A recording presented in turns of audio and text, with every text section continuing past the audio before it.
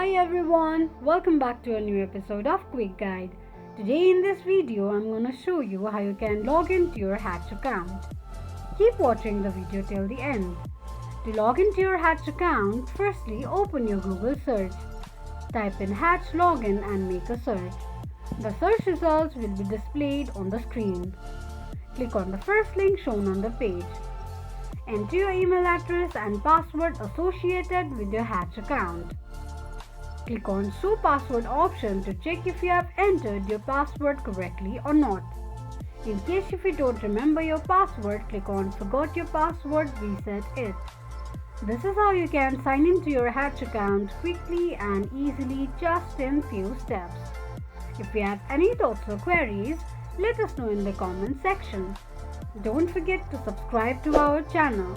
Also press the notification bell icon so that YouTube will notify you whenever we post a new video. I hope this video was helpful to you. Thank you so much for watching.